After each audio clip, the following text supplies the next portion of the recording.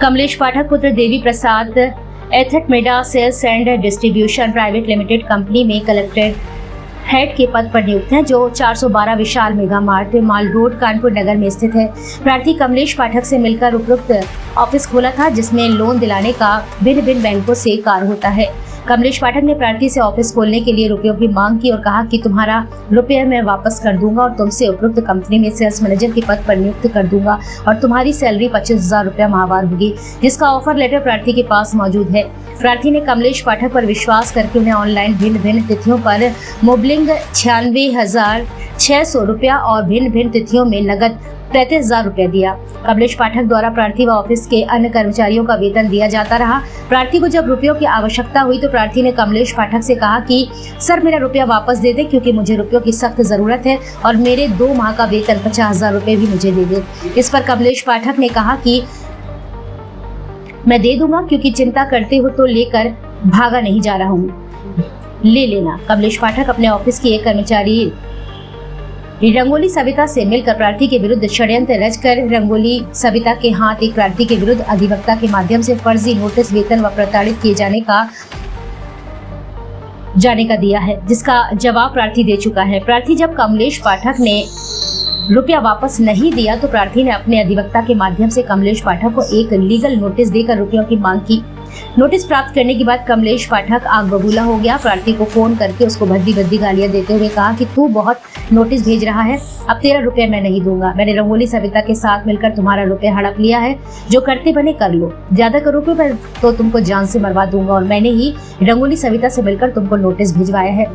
उसे कहकर तुम्हारे ऊपर छेड़छाड़ का मुकदमा भी करवा दूंगा। और 29 जुलाई को शाम 7 बजे रंगोली सविता ने प्रार्थी को छेड़छाड़ के झूठे मुकदमे में फंसा देने की धमकी दी।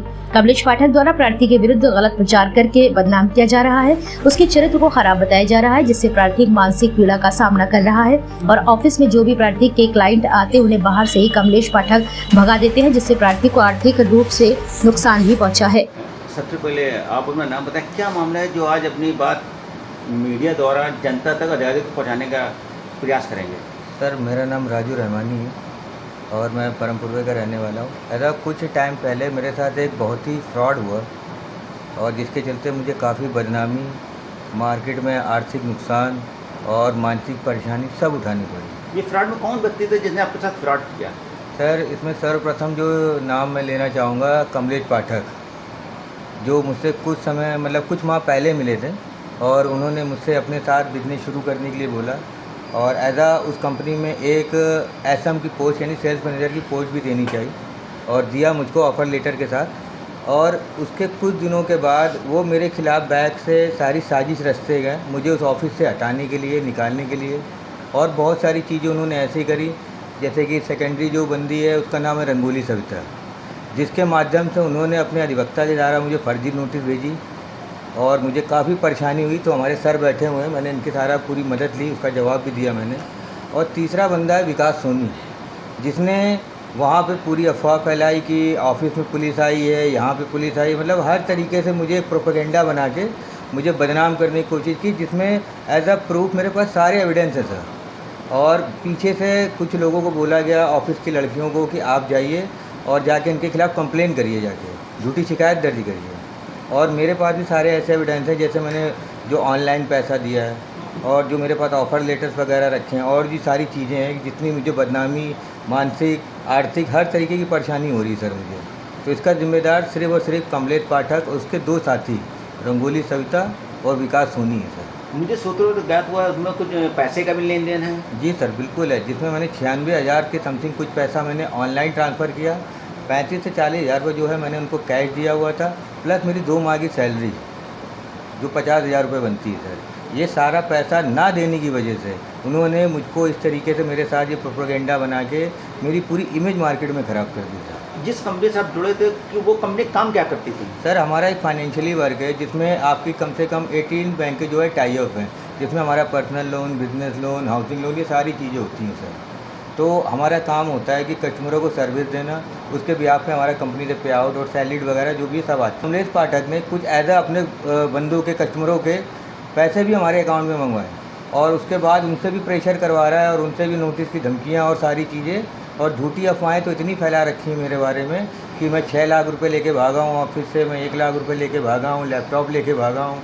बहुत ही चीज़ें हैं सर, जिससे मेरे कैरेक्टर पे, मेरे मान सम्मान पे हर तरह से नुकसान हुआ है मुझे सर। तो आप लोग के माध्यम से बस यही कहना चाहूँगा सर कि मैंने इसकी कंप्लेन ऑलरेडी पुलिस आयुक्त को भी दे रखी है, ठीक है।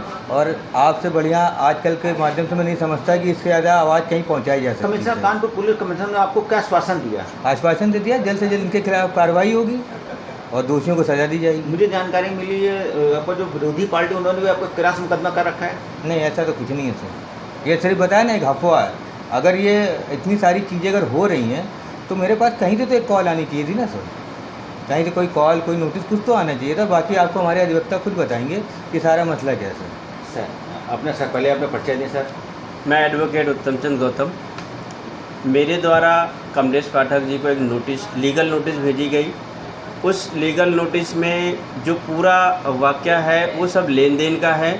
इन लोगों ने आपस में एक तय किया कि हम लोग एक ऑफ़िस खोलेंगे। ऑफ़िस में ये कहा गया कि इतने रुपए आप हमको दो और जो है फिर हम आपको वापस कर देंगे।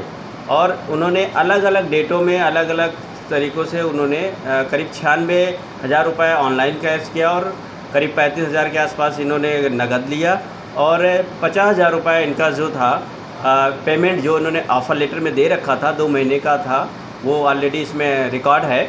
और उसके द्वारा मैंने उनको नोटिस भेजा। नोटिस भेजने के बाद उन्होंने जब नोटिस रिसीव भी कर लिया, लेकिन जब समय के अनुसार उन्होंने अपना नोटिस का जवाब आज दिन तक नहीं दिया। इससे ये साबित होता है कि उन्होंने पैसे का पूरा लेन देन किया है। अगर उनको कोई लेन देन नहीं होता तो वो उसका नोटिस का जवाब देते कि मैंने, मेरे साथ गलत हुआ, ये नोटिस गलत है या कुछ भी है। आज दिन तक कोई भी नोटिस का जवाब उन्होंने नहीं दिया रहमानी जी को, ना ही अपने अधिवक्ता के माध्यम से हमें इसको प्रेषित किया गया है कि हाँ, अधिवक्ता को ही नोटिस का जवाब दिया जाए। और उस जब कोई नोटिस नहीं जवाब दिया, आप वो जो है उनको तरह तरह से धमकियां दे रहे हैं कि हम आपको ऐसा कर देंगे, जान से मरवा देंगे अगर आप जो पैसा आपने दिया है उसमें। उसके बावजूद पुलिस आयुक्त को भी रहमानी जी के माध्यम से एक एप्लीकेशन दे दी गई है, जिसको आश्वासन दिया गया कि आपकी कार्रवाई की जाएगी। लेकिन अभी तक कोई भी कहीं से कोई भी कॉल नहीं आई है कि उनके विरुद्ध कोई कार्रवाई की जा रही है या जांच की जा रही है। जैसे आपने बताया कि जो कमलेश पाठक जी हैं वो किस कंपनी से रिलेटेड हैं, उनका पोस्ट क्या है? जैसा इन्होंने बताया, एंड्रोमेडा एक कंपनी है, सेल्स कंपनी, जो कि इनका काम है बैंकों से जो टाई अप है इनका, कई बैंकों से जो लोन का इनका काम है। और ये कलेक्टेड हेड के पद पर ये कार्यरत है वहाँ पे।